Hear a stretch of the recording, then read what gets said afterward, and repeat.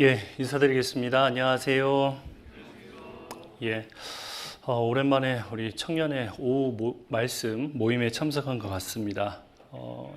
형제 자매님들이 좀 늘으신 것 같은데요? 맞나요? 자신이 없으시네. 왜 이렇게 소심하게 얘기하시지? 예, 함께 기도 드리고요. 준비된 말씀 전하겠습니다. 함께 기도하겠습니다. 소망의 하나님, 사랑의 하나님, 감사합니다. 우리에게 변치 아니하고 썩어지 아니하고 쇠하지 아니할 참된 소망을 주시기 위하여 주님께서 저희를 사랑하셨습니다. 주님께서 저희를 고아와 같이 버려두지 아니하시고 이 세상에 방황하며 하나님과 상관없이 살았던 저희들을 끝까지 사랑하여 주셨고 긍휼로서 덧입혀 주셨습니다.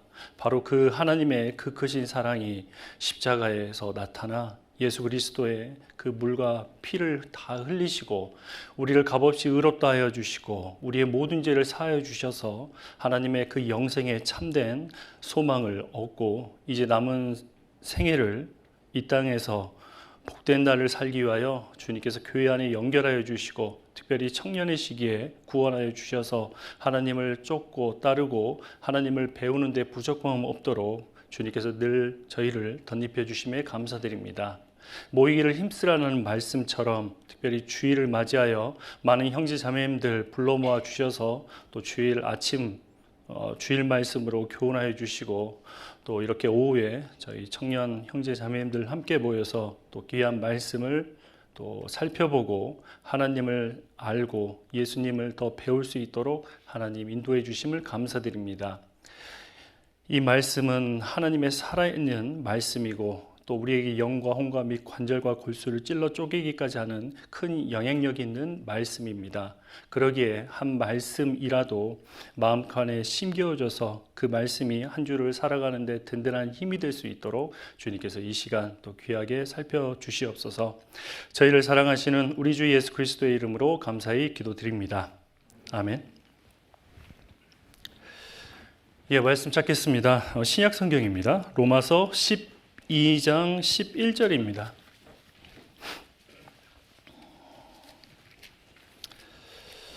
예, 로마서 12장 11절 말씀입니다. 우리 형제 자매님들 잘 아시는 말씀인데요. 예, 로마서 12장 11절 말씀 찾으셨으면요. 같이 읽겠습니다. 부지런하여 게으르지 말고 열심을 품고 주를 섬기라. 네, 오늘 말씀 열정, 열심, 또 열중하라라는 말씀인데요. 열이 3번이나 들어갔습니다. 상당히 부담스러운 단어이지 않을까라는 생각도 해봤습니다. 그러나요, 오늘 또 말씀을 배우는 가운데 성경적인 또 열심, 또 열정, 이 열중이 무엇인지를 생각해 보시면 좋겠다 싶습니다. 요즘 청년들 비롯해서 많은 형제 자매님들께서 하는 말 중에 하나가 무엇이냐, 신앙생활을 정말 잘하고 싶은데 마음이 생기지 않습니다. 의욕이 생기지 않습니다. 제 마음이 이렇게 식었는데요, 어떻게 하면 다시 일어나서 주님을 위해 힘차게 살아볼 수 있을까요? 그렇게 얘기를 하는 성도분들이 있으십니다. 그런데 흥미로운 게 있습니다. 우리는 열심과 열정이 없다라고 말을 하고 인정을 하지만요, 정작 아무것도 하지 않지는 않죠. 예, 우리는 무언가를 하게 됩니다. 자신을 위한 일을 어떻습니까? 우리 학생들이 있으면 자신에 대한 학업, 그리고 진로에 대한 부분, 그리고 직장을 가지고 있으면 그 직장 생활에 대해서 때로는 자신의 몸을 갈아 넣기도 합니다. 그리고 요즘 신앙생활에 크게 방해되는 것 중에 하나가 영상이잖아요. 때로는 그 영상을 1시간이고 2시간이고 날이 새서 몇 시간씩 빠져 있는 우리 자신의 모습을 보기도 합니다. 그래서 문제는요, 열심과 열정이 없는 게 아니라 무엇을 어디에 집중을 하고 있느냐의 문제일 것입니다. 그리고 열심, 열중에 대한 부분이요. 마음과 어떤 감정의 문제로 생각하시는 분들이 있습니다. 때로는 교회에서 봉사하다 보면요, 예전과 같은 마음이 생기지 않습니다. 그래서 신앙의 내면의 그 동기가 정말 중요한데 그 마음이 생기지 않으니까 행동으로 무언가 주님을 위해서 전심전력, 더 적극적으로, 더 열심히 해보고자 하는 그 마음도 움츠러들게 됩니다.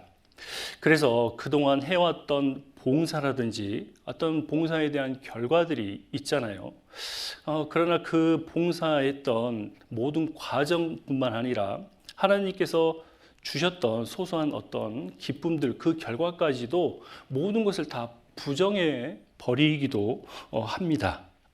그러나 성경은 오늘 제목에 준 단어에 대해서요, 감정으로 정의하지 않았습니다. 네, 그래서 이 세 단어는요, 전부 주님에게서 시작해서 주님에게 향해 끝나게 되어 있습니다. 그래서 오늘 성경적인 열심, 그리고 열정, 그리고 열중에 대해서 살펴보도록 하겠습니다. 본문을 간략하게만 좀 말씀 먼저 드리겠습니다. 자, 부지런하여 게으르지 말고 열심을 품고 주를 섬기라. 여기에는요, 열심과 열정과 열중이 다 포함되어 있습니다.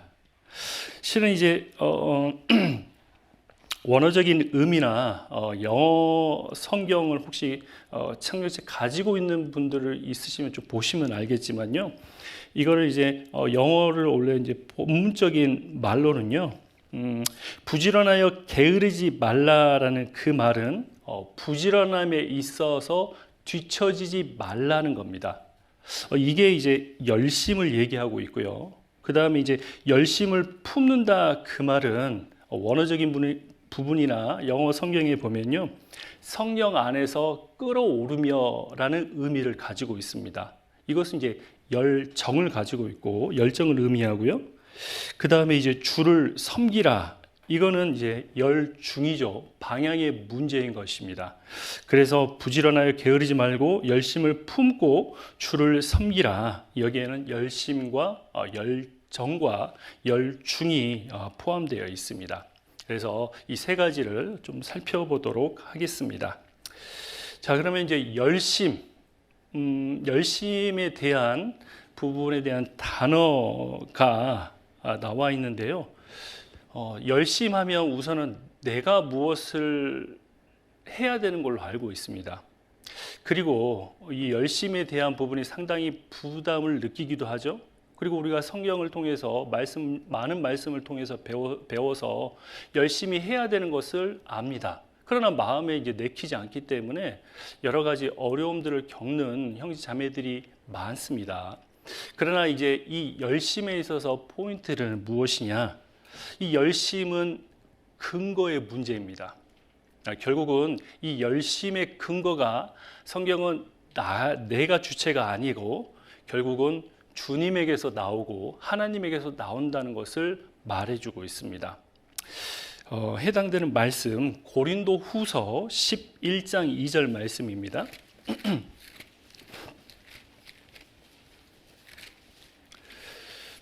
고린도 후서 11장 2절입니다.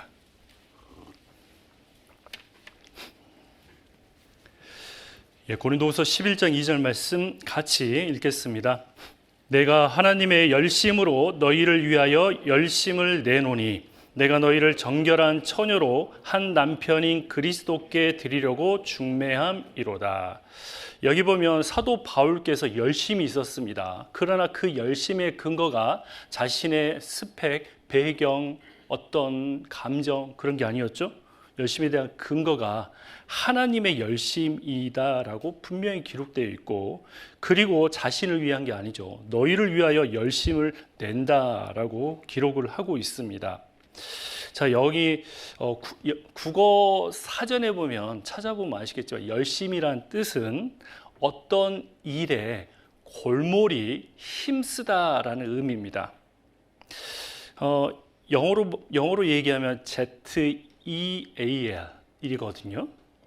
그런데 여기 그 열심히 영어 성경 죄송합니다. 오늘 영어 그 여러 가지 단어들 의미가 좀 중요한 부분이 있어서 좀 말씀드리는데 여기 보면 하나님의 열심이 우리가 생각하는 열심이 아니라 젤러시라고 해서 어떤 질투라고 나와 있을 겁니다.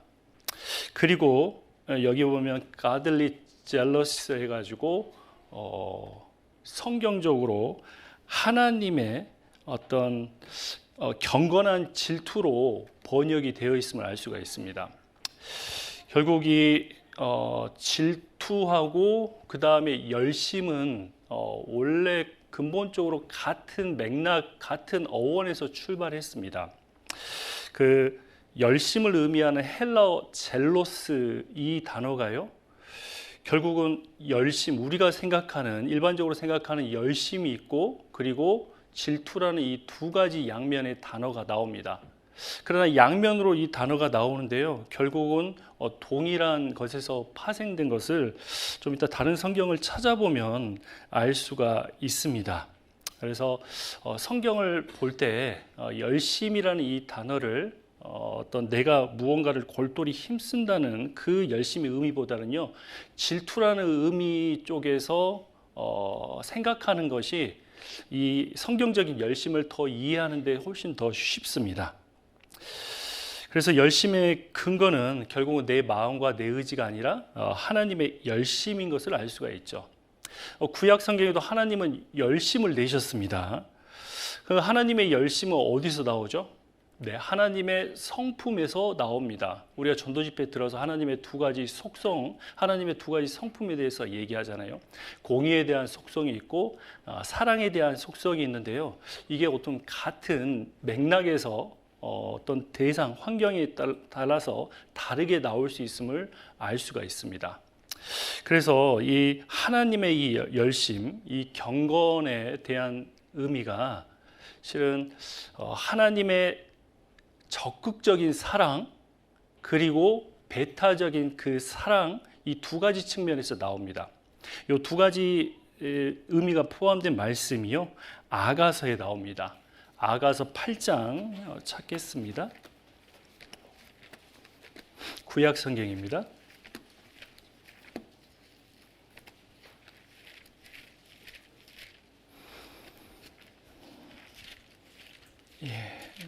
아가서 8장 6절 7절입니다. 아가서 8장 6절 7절 말씀 같이 읽겠습니다. 너는 나를 인같이 마음에 품고 도장같이 팔에 두라. 사랑은 죽음같이 강하고 투기는 음부같이 잔혹하며 불같이 일어나니 그 기세가 여호와의 불과 같으니라. 이 사랑은 많은 물이 꺼지지 못하겠고 홍수라도 엄몰하지 못하리니 사람이 그 온 자산을 다 주고 사랑과 바꾸려 할지라도 오히려 멸시를 받으리라. 네, 술람미 여인과 솔로몬 왕의 그 진실된 사랑이 아가서에 표현되어 있습니다. 6절에 보면 너는 나를 인같이 마음에 품고, 이 인이라는 것은 보증을 의미하잖아요. 인감 도장, 혹시 들어보셨어요? 인감 증명서, 이 보장한다라는 의미고 삶에 있어서 아주 중요한 물건이죠. 옛날 같았으면 인감 반지라고 해야 되나요? 그것을 중요하기 때문에 마음에 품고 팔에 두라라고 얘기하고 있습니다. 자, 그런데 여기는 사랑에 대한 양면적인 특징들이 나와 있죠. 사랑은 죽음같이 강하다라고 얘기했습니다. 하나님의 사랑은 너무나 강하죠. 하나님의 사랑은 너무나 강렬하죠. 그렇기 때문에 우리를 끝까지 사랑하셨습니다. 우리를 긍휼히 여겨주셨잖아요. 오직 우리를 향한 그 사랑에 하나님은 굶주려 있었습니다. 그래서 자신의 가장 귀한 존재인 예수님을 우리를 위해 내어주셨지 않습니까? 그러나 그 사랑을 거부하면요, 그 사랑을 거부하면 배타적인 모습이 나오지 않겠습니까? 그게 바로 질투의 모습으로 나오죠. 내가 한 사람을 사랑합니다. 그런데 그 사랑하는 사람을 끝까지 사랑하는데 그 상대방이 만약에 다른 여인을 흠모하고 있다라고 하면 그 사랑이 질투로 바뀌겠지 않습니까? 그래서 여기 보면 투기는 음부같이 잔혹하다라고 얘기하고 있습니다. 바로 이 하나님의 사랑은요, 너무나 지극한 숭고한 사랑이기 때문에요, 때로는 배타적인 그 사랑, 독점적인 사랑으로 질투라는 그 단어가 표현해주고 있습니다. 그래서 주님의 그 사랑은 많은 물이 꺼치지 못하겠고 홍수라도 엄몰하지 못하리니 사람이 온 자산을 다 주고 사랑과 바꾸려 할지라도 오히려 멸시를 받으리라. 그래서 우리가 열심에 대한 그 근거가요, 결국은 하나님의 주시는 그 사랑인데, 하나님의 그 강렬한 사랑, 그리고 그 반대로 배타적인 그 사랑으로서 질투가 나오죠. 그래서 하나님은 자신을 질투의 하나님이다라고 구약에 표현하시지 않습니까? 그게 어디에 나와 있죠? 하나님이 십계명을 주는 그 장면, 출애굽기 20장 보겠습니다. 출애굽기 20장입니다.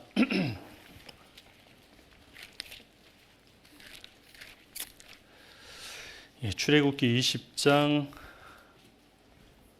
4절입니다.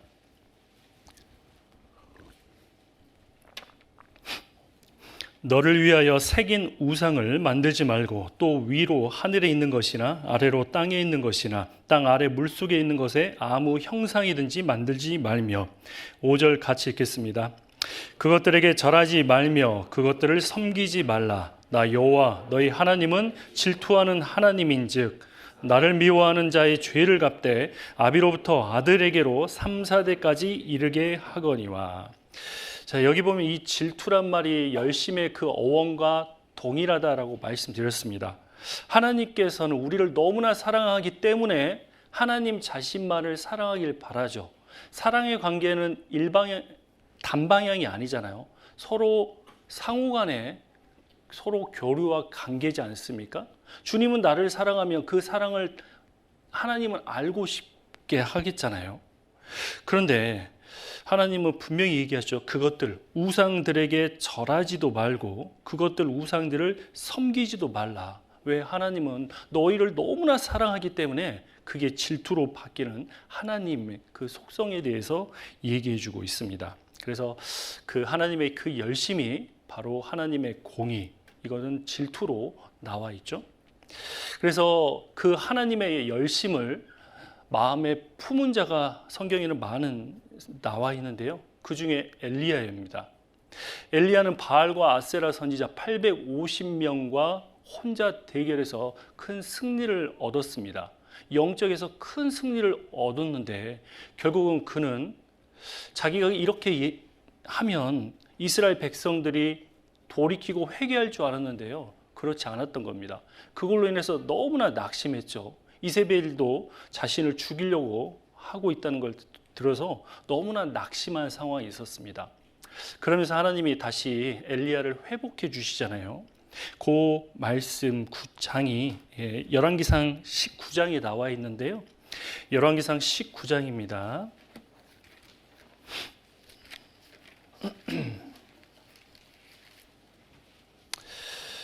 네, 열왕기상 19장입니다. 13절부터 제가 읽겠습니다. 열왕기상 19장 13절입니다. 엘리야가 듣고 겉옷으로 얼굴을 가리우고 나가 굴 어귀의 섬에 소리가 있어 저에게 임하여 가로사대 엘리야야 내가 어찌하여 여기 있느냐. 14절 같이 읽겠습니다. 저가 대답하되 내가 만군의 하나님 여호와를 위하여 열심히 특심하오니 이는 이스라엘 자손이 주의 언약을 버리고 주의 단을 헐며 칼로 주의 선지자들을 죽였음이오며 오직 나만 남았거늘 저희가 내 생명을 찾아 취하려 하나이다. 여기 보면 엘리야 스스로 자신의 열심이 특심하다라고 했습니다. 그것도 여호와를 위하여 열심히 특심하다라고 했잖아요. 이 열심에 대한 근거가요, 그 엘리야에게 나오는 것이 아니었죠. 하나님의 그 사랑하는 그 절대적인 그 강렬한 사랑이고 또 그게 배타적인 사랑으로 나오는 거죠. 이스라엘 백성들은 하나님을 사랑하지 않았습니다. 이스라엘 자손이 주의 언약을 버렸다라고 했죠. 그리고 주의 단을 헐어버렸고 그리고 칼로 주의 선지자들을 죽였으며 하나님이 그토록 사랑했는데 이스라엘 백성들은 오히려 하나님의 사랑을 멸시하는 그걸 통해서 사랑의 근간에서 하나님의 그 질투가 엘리야에게도 표현된 것을 얘기하고 있습니다. 그래서 성경에 열심 얘기하면 정말 내가 뭘 해야 되고 뭘 하는 게 아니라 먼저는 열심의 근거가 나에게 있지 않고 하나님의 그 강렬한 사랑, 때로는 내가 또 세상을 향해서 배타적인 그 사랑으로 나오는 것일 겁니다. 자, 그리고 또 한 구절 또 찾아보면요, 비느하스가 나오는 얘기가 나와 있는데요, 민수기 25장입니다.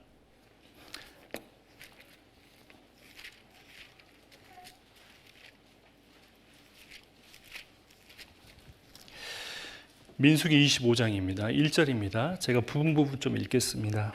민수기 25장 1절입니다. 이스라엘이 시딤에 머물러 있더니 그 백성이 모압 여자들과 음행하기를 시작한지라. 네, 모압 여인들과 이스라엘과 혼잡함이 생겼습니다. 그래서 2절에 보면 그 여자들이 그 신들에게 제사할 때 백성을 청하여 백성이 먹고 그들의 신들에게 절함으로 제사를 드렸다는 내용이 나오는데 1절에 보면 모압 여자가 음행하기를 시작했다라고 얘기하잖아요. 이방신에게 제사를 드렸을 때는 당연히 이방신에게 제사뿐만 아니라 그 이방 그 사제들과 어떤 음행적인 성적인 죄까지도 포함이 되어 있습니다. 그래서 3절에 이스라엘이 바알 부올에게 부속된지라. 부속됐다는 것은 연결되었다, 단단히 묶여버렸다라는 의미인 것입니다. 이 때문에 하나님께서 이스라엘에게 진노하셨습니다. 그리고 연병을 내리셨죠. 그리고 그 연병에 죽은 자가 9절에 나옵니다. 몇 명인지? 그 연병으로 죽은 자가 24,000명이었더라. 자, 그런데 그 와중에서요, 하나님이 방법을 알려주셨는데 정신을 못 차리고 족장 중에 한 명, 그러니까 지도자 중에 한 명이요, 몰래 텐트로 가서 모압 여인과 함께 음행을 저지르려고 했었습니다. 그 광경을 비느하스가 봤죠. 그리고 창으로 찔러 두 남녀를 죽여버렸습니다. 그런데 하나님은 그걸 보고 뭐라고 말씀하셨냐? 11절입니다. 민수기 25장 11절입니다. 같이 읽겠습니다. 제사장 아론의 손자 엘리야스의 아들 비느하스가 나의 질투심으로 질투하여 이스라엘 자손 중에서 나의 노를 돌이켜서 나의 질투심으로 그들을 진멸하지 않게 하였도다. 네, 하나님의 그 사랑에 어긋난 행동을 할 때 하나님은 맹렬한 그 질투를 느끼신다라고 얘기하고 있습니다. 그리고 또 다른 하나님의 속성, 그 사랑이죠. 그 하나님의 사랑이, 강렬한 사랑이 우리에게 나타나서 우리를 구원해 주시지 않았습니까? 이사야 9장 찾겠습니다.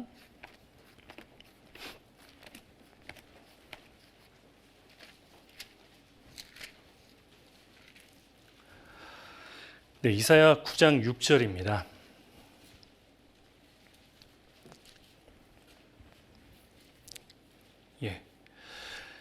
이는 한 아기가 우리에게 낳고 한 아들을 우리에게 주신 바 되었는데 그 어깨에는 정사를 메었고 그 이름은 기묘자라 모사라 전능하신 하나님이라 영존하신 아버지라 평강의 왕이라 할 것임이라.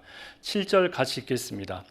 그 정사와 평강의 더함이 무궁하며 또 다윗의 위에 앉아서 그 나라를 굳게 세우고 자금 이후 영원토록 공평과 정의로 그것을 보전하실 것이라. 만군의 여호와의 열심히 이를 이루시리라. 네, 만군의 여호와의 열심히 이를 이루신다라고 얘기합니다. 우리를 향한 강렬한 사랑이지 않습니까? 그래서 하나님께서는 자신의 독생자 예수님을 준비해 주셨죠. 그래서 6절에 이는 한 아기가 우리에게 낳았다. 이분은 바로 전능하신 하나님이시지 않습니까? 그리고 그가 할 일이 나와 있습니다. 7절에 보면 그 정사와 와 평강의 더함이 무궁하며 다윗의 위에 앉아서 그 나라를 굳게 세우고 자금 이후 영원토록 공평과 정의로 그것을 보존하실 것이라. 아브라함과 다윗의 자손의 세계라고 해서 예수님의 족보가 마태복음에 나옵니다. 결국은 다윗의 위, 바로 예수님의 탄생을 통해서 우리에게 주실 영원한 평강을 주시겠다는 거죠. 예수 그리스도를 통해서 우리를 향한 구원을 이루고 그 사랑을 증명하실 거라고 얘기했습니다. 그런데 그게 주님이 주신 약속이었고, 그리고 그 약속대로 만군의 여호와의 열심히 이를 이루겠다. 하나님이 너희를 향한 그 사랑 때문에 반드시 언약을 이루겠다라고 얘기하고 있습니다.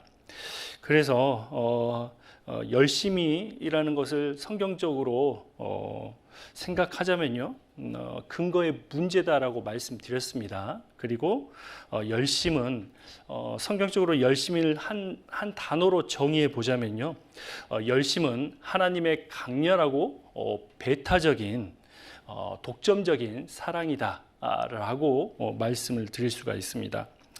자, 그렇기 때문에요, 우리가 이제 어떻게 열심을 낼 수 있습니까? 네, 우리는 늘 첫사랑 얘기하지 않습니까? 바로 구원받은 그리스도인의 그 첫사랑에 근거해서 신앙생활을 해야 될 것입니다.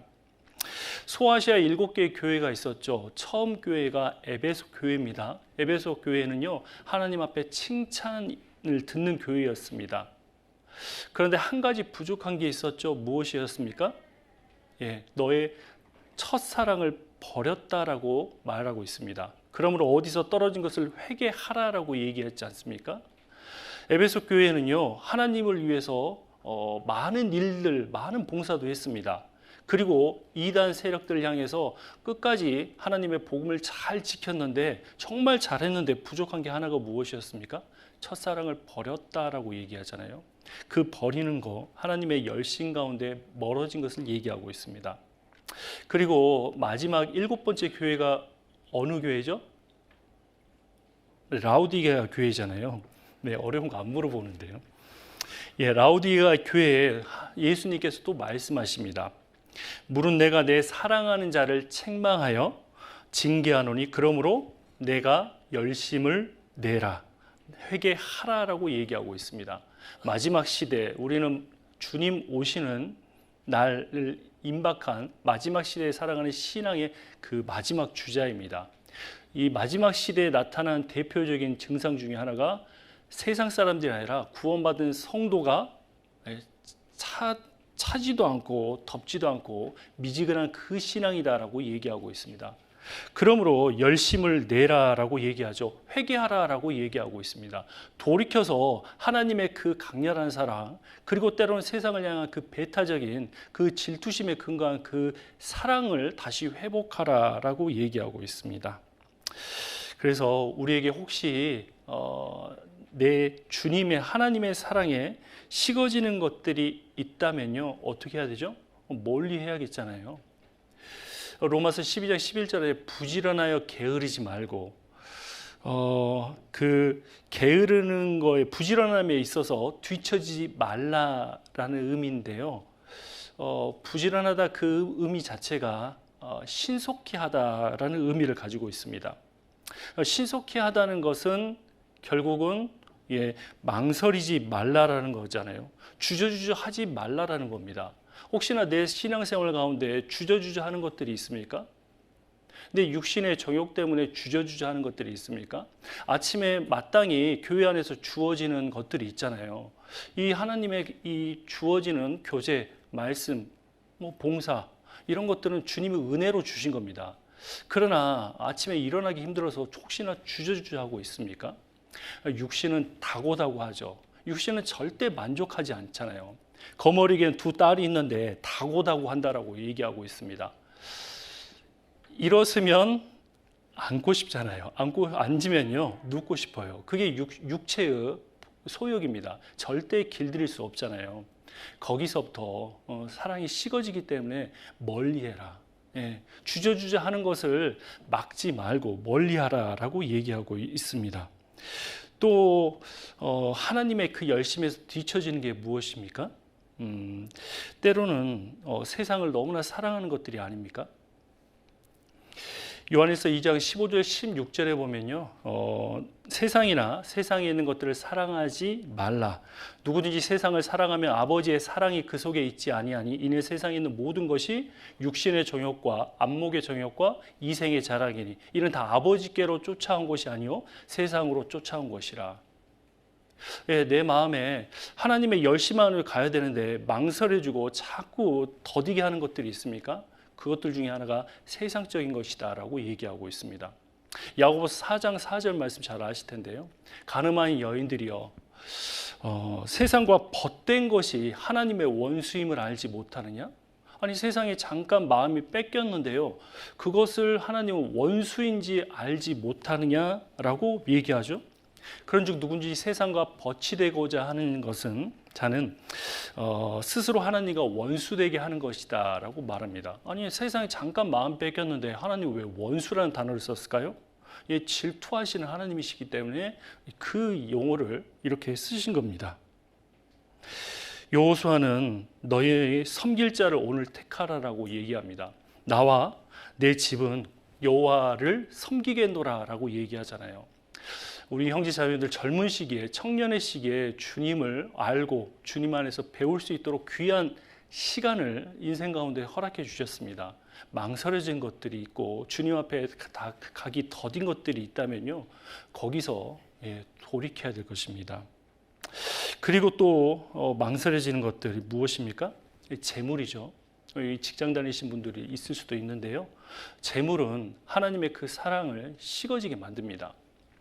너희가 하나님과 재물을 겸하여 섬길 수 없느니라라고 분명히 얘기하잖아요. 우리 시대는요, 우리는 잘 압니다. 하나님을 섬기는데 재물은 섬김의 대상이 아니란 걸 잘 압니다. 그러나요, 우리 시대는 재물을 섬깁니다. 그게 심지어 형제 자매님들에게 마찬가지거든요. 그걸로부터 멀리 있어라라고 얘기하고 있습니다. 또 때로는 교회 안에서 불평과 불만이 나올 수도 있습니다. 그런 것들을 통해서요, 사랑이 식으면 안 되겠잖아요. 하나님의 그 사랑이 식으면 안 되겠죠. 하나님은 불평과 불만을 언제까지 품으라고 할지 그 기한 또한 기준을 명확히 해주셨습니다. 에베소서 보겠습니다.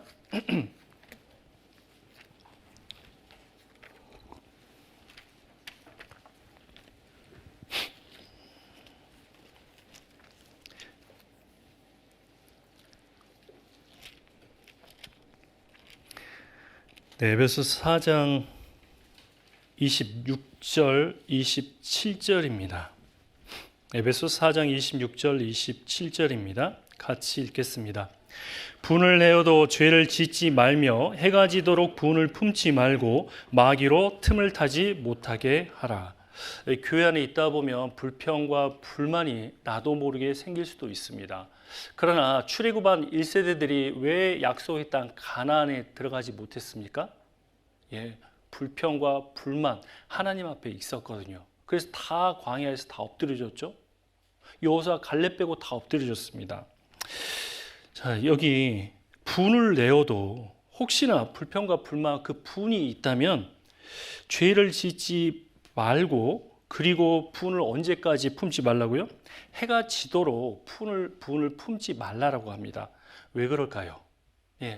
마귀는 우는 사자와 같이 삼킬 자를 두루 다니면서 찾습니다. 누구를요? 우리 형제 자매님들을요.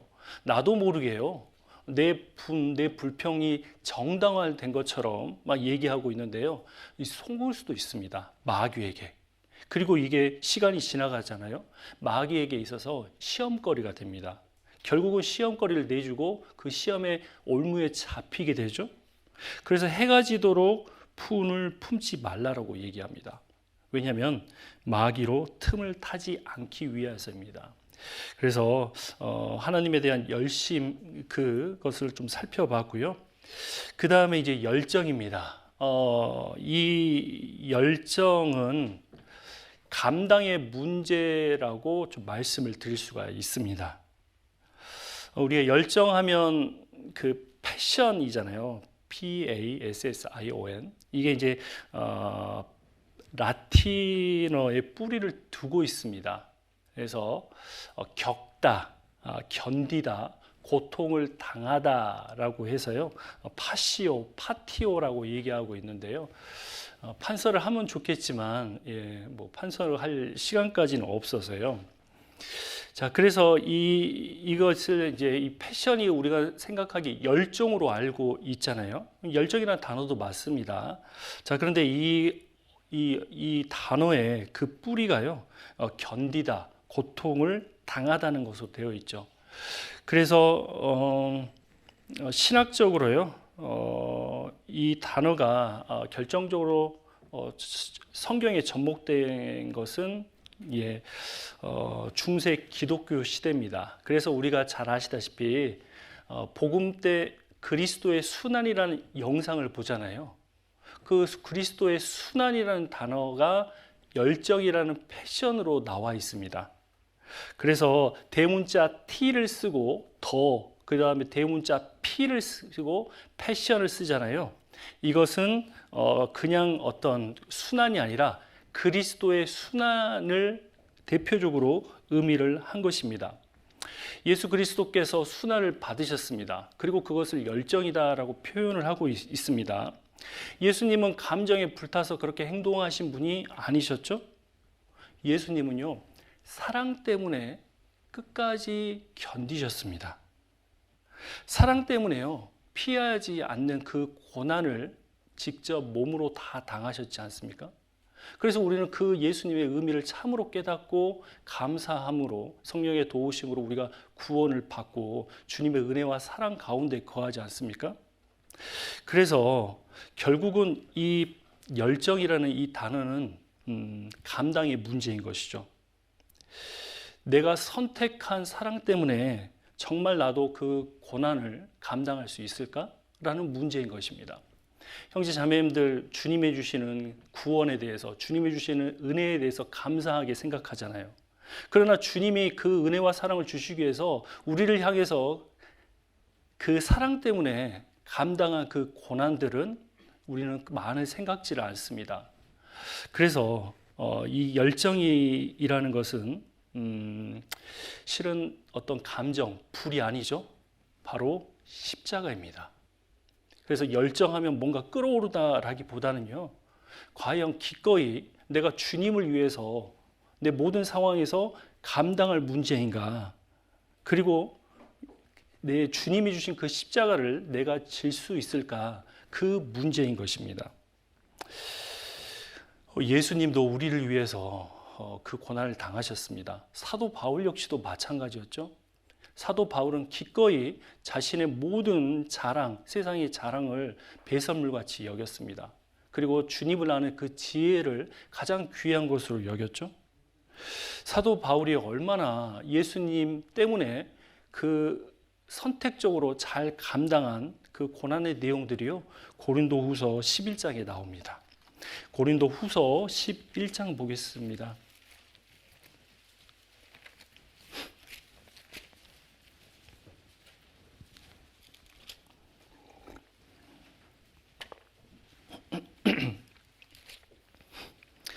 고린도후서 11장 23절입니다. 23절부터요, 제가 읽겠습니다. 저희가 그리스도의 일꾼이냐 정신없는 말을 하거니와 나도 더욱 그러하도다. 내가 수고를 넘치도록 하고 옥에 갇히기도 더 많이 하고 매도 수없이 맞고 여러 번 죽을 뻔하였으니 유대인들에게 40에 하나 감한 매를 5번 맞았으며 3번 태장으로 맞고 1번 돌로 맞고 3번 파선하는데 일주야를 기품에서 지냈으며 여러 번 여행의 강의 위험과 광도의 위험과 동족의 위험과 이방인의 위험과 신의 위험과 광의 위험과 바다의 위험과 거짓 형제 중의 위험을 당하고 또 수고하며 애쓰고 여러 번 자지 못하고 줄이며 목마르고 여러 번 굶고 춥고 헐벗었노라. 28절 같이 읽겠습니다. 이외의 일은 고사하고 오히려 날마다 내 속에 눌리는 일이 있으니 곧 모든 교회를 위하여 염려하는 것이라.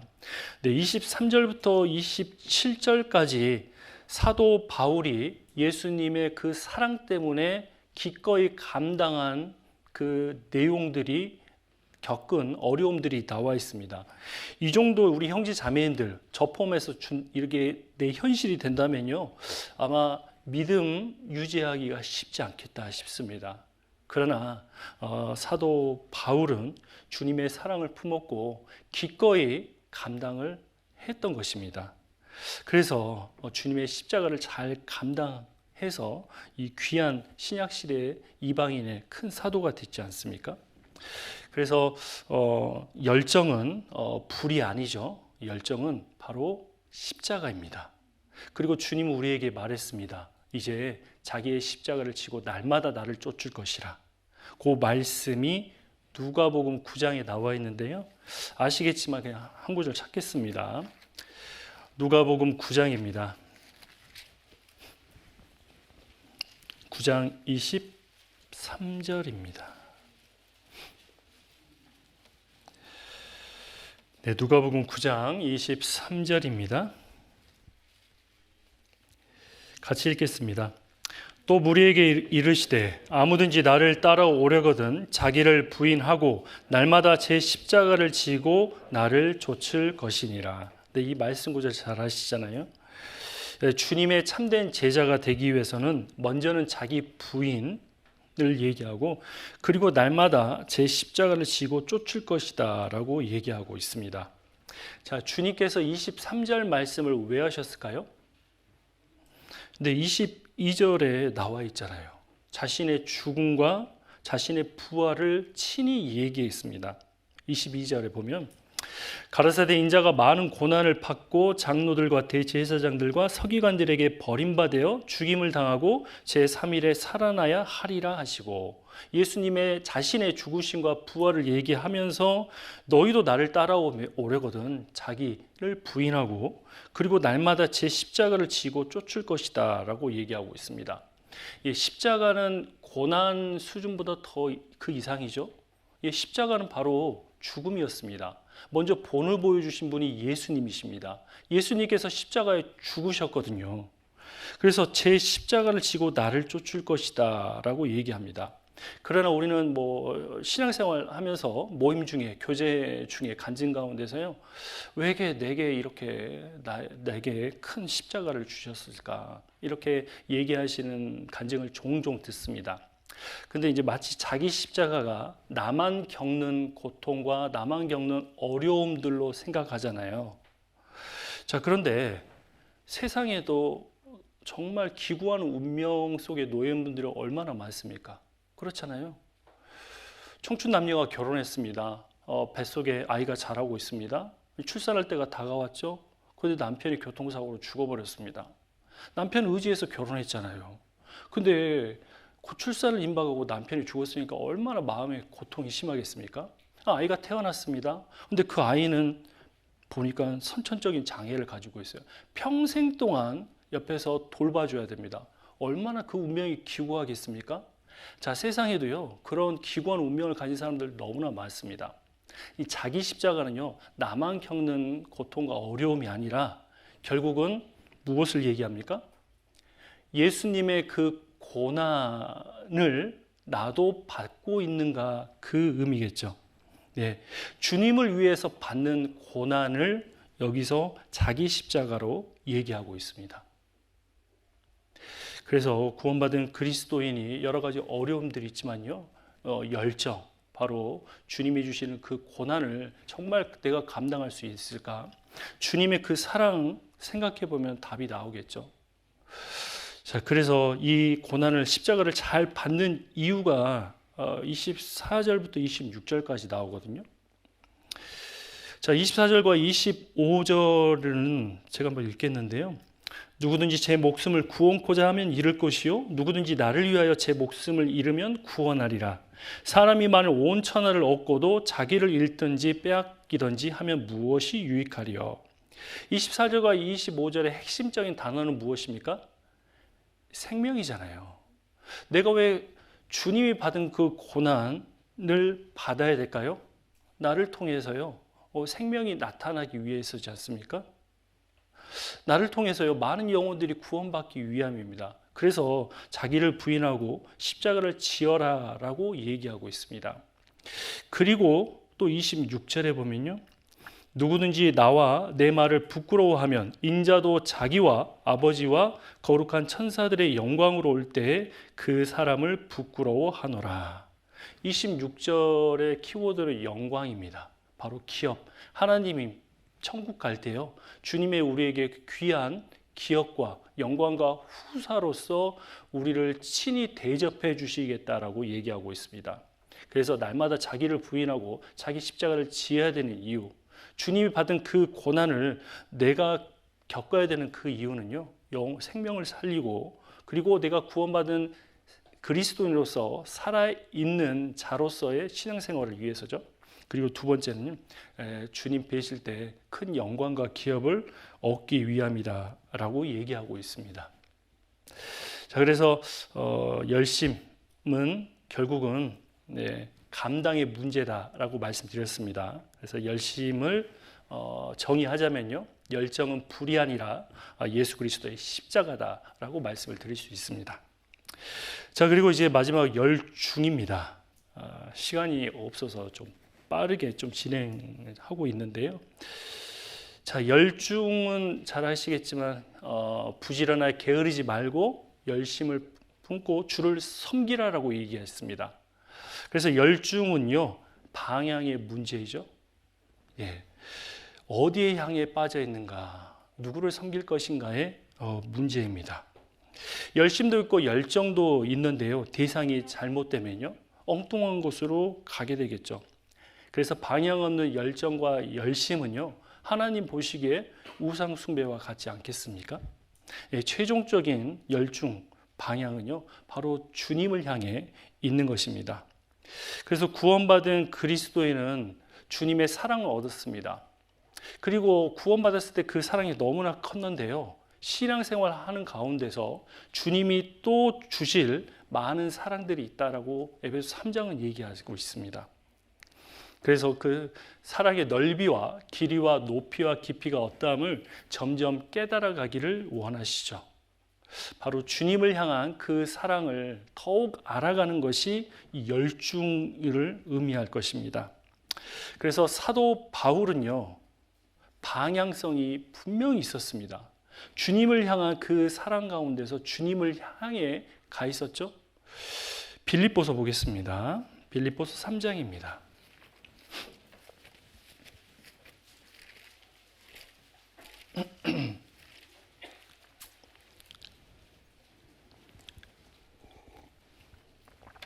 빌립보서 3장 7절 8절입니다.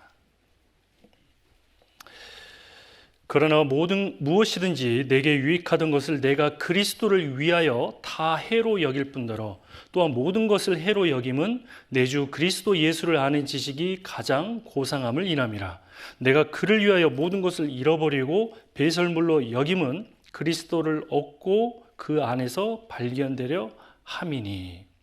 사도 바울의 마음에는요, 머리에는요, 생각에는요, 온통 오직 예수, 오직 예수님밖에 없었죠. 그는 육체를 신뢰할 만한 많은 것들을 가지고 있었습니다.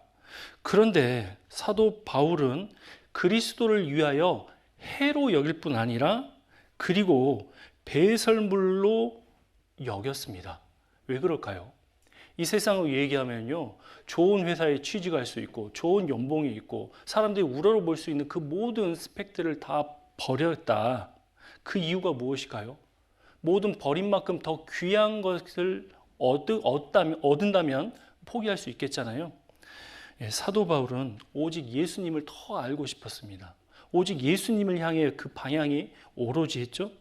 그래서 그리스도를 얻는다라고 얘기했습니다. 그리스도를 위해서, 그리스도를 하나라도 더 알기를 원해서요, 자신의 모든 것을 해로 여기고 배설물로 여겼다라고 얘기하고 있습니다. 자, 그리스도의 방향성 13절과 14절 나와 있죠? 같이 한번 읽겠습니다. 형제들아, 나는 아직 내가 잡은 줄로 여기지 아니하고 오직 한 일, 즉 뒤에 있는 것을 잊어버리고 앞에 있는 것을 잡으려고 표대를 향하여 그리스도 예수 안에서 하나님이 위에서 부르신 부름의 상을 위하여 쫓아가노라. 13절에 오직 한 일은 했던 일, 과거의 일이 아닌 거 잘 아시죠? 오직 한 가지 일밖에 없다. 그것은 뒤에 있는 것을 잊어버리고 앞에 있는 것을 잡으려고 표대를 향하여 그리스도 예수 안에서 하나님이 위해서 부르신 부름의 상을 위하여 쫓아가는 것이다 라고 열중의 의미를요 잘 설명해 주고 있습니다. 자, 그렇다면 우리가 무엇으로 주님을 향해 가야 되는데요, 구체적으로 무엇을 열중해야 될까요? 주님께서는 내 마음을 다하고 목숨을 다하고 힘을 다하고 뜻을 다하여 주 너의 하나님을 사랑하고 내 이웃을 내 몸같이 사랑하라 라고 말씀하셨죠. 바로 하나님을 사랑하는 쪽, 그리고 내 이웃을 내 몸같이 사랑하는 쪽으로 방향이 가야겠죠. 그래서 신앙생활 여정 가운데서요, 하나님을 더 알아가는 과정이 신앙의 어떤 성숙의 과정입니다. 신앙생활 여정 가운데 주님의 그 사랑을 더 깊게 알아가는 과정이죠. 시편 84편 보겠습니다.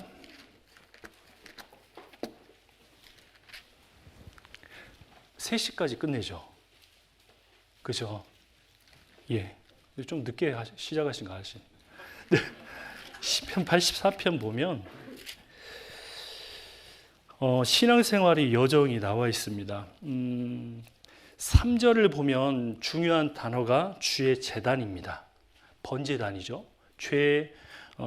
죄가 해결되는 장소, 죄사함의 장소입니다. 주의 제단을 통과하면 이제 4절에 주의 집에 거할 수가 있죠. 구원받은 그리스도인이 이제 주의 집을 거할 수가 있게 됐습니다. 그리고 이제 신앙생활의 여정이 되어 있는데요, 5절입니다. 주께 힘을 얻고 그 마음에 시온의 대로가 있는 자는 복이 있나이다. 구원받은 그리스도의 모든 삶 가운데 주님의 힘을 얻는 것이 필요하죠. 그리고 마음입니다. 비록 어려운 환경과 때로는 감당치 못할 환경이 나를 엄습할지라도 그 마음에 시온, 예루살렘이잖아요. 하나님의 임재의 그 길이 대로인 자는 주님이 복이 있다라고 얘기하고 있습니다. 자, 신앙생활이 시작되는데요, 그런데 원치 않는 단어가 6절에 나오죠. 눈물 골짜기입니다. 자, 이걸 보면 알 수 있죠. 신앙생활 여정 가운데요, 하나님은 눈물 골짜기를 없애주지 않는다라고 얘기하고 있습니다. 구원받았다고 해서 모든 것이 잘 풀린다, 그런 의미는 아니겠죠. 눈물 골짜기가 반드시 주어지는데 눈물 골짜기를 면제해 준다라고 하지 않았는데 그 눈물 골짜기를 통과할 때 주님의 임재, 주님의 보호하심, 주님의 그 사랑을 더 깨달아 알 수 있죠. 그래서 눈물 골짜기 통행할 때 얻어지는 유익이 무엇입니까? 그것으로 많은 샘의 곳이 되게 한다라고 얘기합니다. 옛날에는 우물이 중요했잖아요. 사람과 가축에게 필수 조건이었습니다. 땅을 파야 되죠. 깊이 파야만 우물이 나오죠. 근데 팠다라고 해서 우물이 나오는 것은 아닙니다. 그런데 여기는요, 앞뒤가 바뀌었죠. 땅을 팠는데 눈물골짜기 통행해 보니까 그곳에 샘이 되어버린 것입니다. 이건 주님의 은혜와 임재와 주님의 인도하심이잖아요. 주님의 사랑입니다. 그리고 이른비도 은택을 입히나이다. 그래서 신앙생활 가운데서요, 주 하나님을 사랑하는 방향 쪽으로 가야겠죠. 그러면서 주님이 정말 나와 함께 하시고 주님이 어려운 환경 속에서도 나에게 힘을 주시고 더 주님을 알게 해주구나. 신앙생활 가운데 더 주님을 알아가고 싶은 분은요, 더 어렵고 더 고난 가운데 있어 보시면 주님의 그 사랑과 그 주님의 그 말씀이 맛이 얼마나 깊은지를 더 깨달아 알 수 있을 겁니다. 자, 그래서 주님은 눈물 골짜기를 면제해 준다라고 얘기하지 않았습니다. 시편 23편도 동일하잖아요. 여호와는 나의 목자시니 내가 부족함이 없으리로다. 그가 나를 푸른 초장에 누이시며 쉴 만한 물가로 인도하시는도다. 내 영혼을 소생시키시며 자기 이름을 위하여 의의 길로 인도하시는도다. 그러나 23편 4절에 내가 사망의 음침한 골짜기를 다닐지라도 내가 해를 두려워하지 아니할 것은 주께서 나와 항상 함께 하심이니라. 주의 지팡이와 막대기가 나를 안위하시나이다. 사망의 음침한 골짜기를 면제해 준다고 안 했죠? 그러나 해를 두려워하지 않을 것은 주께서 나와 함께 하심이라. 그 골짜기 터널을 지날 때요, 주님이 나와 함께 해주신다는 걸 더 임재를 체험하게 되어 있습니다. 그리고 이웃을 사랑하는 건 무엇일까요? 형제 자매님들을 사랑하는 겁니다. 1차적으로. 그리고 하나님이 사랑하는 그 구원받아야 될 영혼들이잖아요. 그래서 전도를 얘기하고 있습니다. 그래서 다니엘서 12장 3절 말씀에는 지혜 있는 자는 궁창의 빛과 같이 빛날 것이요 많은 사람을 옳은 대로 돌아오게 하는 자는 별과 같이 영원토록 비치리라. 주님께서 존귀 여겨주시겠다라고 얘기합니다. 주님께서 얘기하시잖아요. 가장 기뻐하는 일이 지옥 갈 그 영혼이 구원받는 것이라고. 죄인 하나가 회개하면 하늘에서는 회개할 것이 없는 의인 99을 인하여 기뻐하는 것보다 더한다라고 얘기하고 있습니다. 그래서 열중은 방향의 문제죠. 그래서 어디를 향해 빠져 있는가, 우리가 모든 삶의 방향이 주님께 고정되어야 될 것입니다. 그래서 이제 마무리를 짓자면요, 부지런하여 게으르지 말고 열심을 품고 주를 섬기라. 이 단어에는 열심과 열정과 열중이 있다라고 말씀드렸습니다. 부지런함에 있어서 뒤처지지 말고, 결국은 하나님의 그 열심에서 뒤처지지 말라라는 의미죠. 그리고 성령 안에서 끌어오르며라고 얘기합니다. 성령 안에서 십자가 그 열정을 마음에 품고, 그리고 주님을 섬기라. 삶의 모든 방향이 주님께 고정되어 있다는 것을 말씀드렸습니다. 시간상 좀 빨리 좀 진행해서요, 죄송드립니다. 그래도 시간 안에 끝내야 되잖아요. 기도합니까? 함께 기도드리겠습니다. 주님, 감사합니다. 하나님의 말씀을 통해서 하나님이 어떠한 분이심을 깨달아 알아갈 수 있도록 저희들 귀한 교제 안에 붙들어 주심에 감사드립니다. 잠시 잠깐 후면 오시리가 오시리니 지체치 아니하신다라고 말씀하셨습니다. 내가 속히 오리니 내가 줄 상이 내게 있어 각 사람에게 그의 일한 대로 갚아주시겠다라고 말씀하셨습니다. 우리 구원받은 우리 청년 형제 자매님들 더욱 주를 향한 그 사랑 가운데, 주님의 그 열정 가운데 더욱더 주님이 주시는 고난을 잔을 잘 마셔서 주님을 사랑하고 영혼을 사랑해서 마지막 주님 뵐 때 더욱 기쁨 속에 뵐 수 있도록 우리 청년 형제 자매님들 더욱 믿음을 주 안에서 견고케 해주시기를 기도드립니다. 저희를 사랑하시는 우리 주 예수 그리스도의 이름으로 감사히 기도드립니다. 아멘. 수고하셨습니다.